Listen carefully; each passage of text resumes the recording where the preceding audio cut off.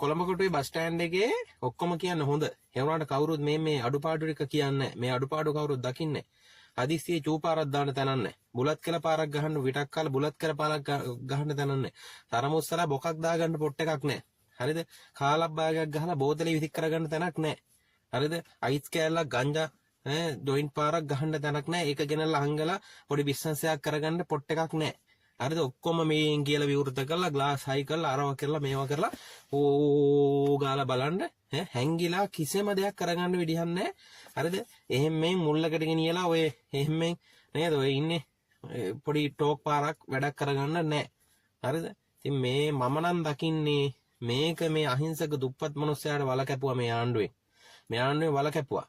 බුලත් කැල පාරක් ගහගන්න නැත්නම් විටක් කාලා වැඩක් තියෙනවද ජීවත් වෙලා ඉන්න ටිකේ බීඩි කෑල්ලක් බී ගන්න විදිය සිගරට් බීලා සිගරට් කොටයක් විසි කරගන්න දිහක් නැහැ ඈ විටේ හුණු පාර ටිකක් ගහගන්න දියන්නේ ඒකයි අයි සරමේ ගා ගන්නද කියන්නේ ඈ හදිස්සියේ චෝ කරන්න තනක් නැහැ යකෝ හරිද බොකක් දාගන්න කාලක් කුප්පියක් ගහන්න මේවා පොඩි මිනිහා කරන දේවල්නේ ඒතකොට පොඩි මිනිහට මේ දේවල් කරගන්න බැරි වෙන්න මේ ආණ්ඩුවෙන් වල කැපුවා. මම නම් කියන්නේ මේ ආණ්ඩුවෙන් පොඩි එකාට කොළඹ කොටුවේ බස් ස්ටෑන්ඩ් එක අලුත් කරලා කරේ මහා විනාශයක්. හරිද? මහා විනාශයක් කරේ. ඒකින්ද කවුරුත් මේව ගැන කතා කරන්නේ. ඔය අලුත් කක්කුසි වලට ගිහිල්ලා ඔය මේ අර මෙහෙම කරලා සෙන්සර් කරලා ඕවා කරන්න පුළුවන්ද? ඕවා කරන්න පුළුවන්ද? පිස්සුද? මේ දුප්පත් මිනිස්සු ගැන හිතන්න ඕන. ආණ්ඩුවක් වෙච්චාම ආවේ නම් කොහොමද මහා ජනතාවට සේවය කරන්න කියලා.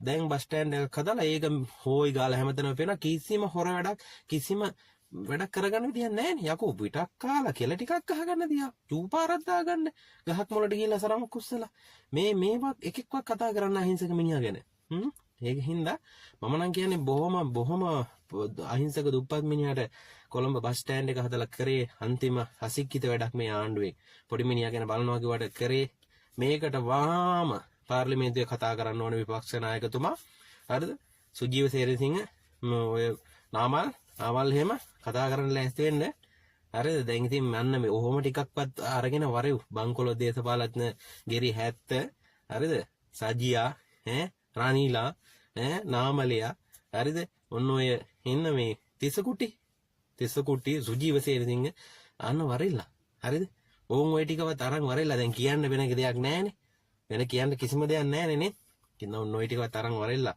ආදරේ හදවතින්ම අතිකරු ජනාධිපතිතුමා ප්‍රමාණ ඇමෙතුමා ඇත්තමයි ලස්සන රටක් දිවි ලෝකයක් කරන්න පුළුවන් රටක් කරගෙන යනවා හදවතින්ම ආදරේ ඇත්තමයි මේ ආණ්ඩුව රැක ගන්න පුළුවන් හැමදේම කරපල්ලා අහිංසක පොඩි මිනිහට සුරපුරයක් දිවි ලෝකයක් හදන ආණ්ඩුව අවුරුදු 5 යනකොට රටේ තත්ත්වය හිතා ගන්න පුළුවන් නේ අවුරුදු 10ක් යනකොට රටේ තත්ත්වය හිතා ගන්න පුළුවන් නේ ආදරේ මේ බස් ස්ටෑන්ඩ් එක පරිස්සම් කරගන්න මහ ජනතාව ඇත්තටම වගකීමෙන් කටයුතු කරන්න ඕන විශේෂයෙන් බුලත් කියලා ගහන මුත්‍රා කරන හරිද බීඩි සිගරට් කොට දාන අරක්කු කාලා හරි මේ බීලා රාබෝතල් දාන මේ සියල්ලට දඩ ගහන්න ඕන මේවා මහ ජන මුදලින් අලුත් වැඩියා කර වගේම මේවා රැක ගන්න පුළුවන් හැම නීති විධිවිධානයක්ම පනවන්න ඕන ගේන්න ඕන ඒවා ක්‍රියාත්මක වෙන්න ඕන ඒවට දඩ මම නෝන මොකද මේ මහ ජනතාව රැකගත්තොත් අනාගත පරම්පරාවට මහ ජනතාවගේ සම්පත් තමයි පරිස්සම් වෙන්නේ.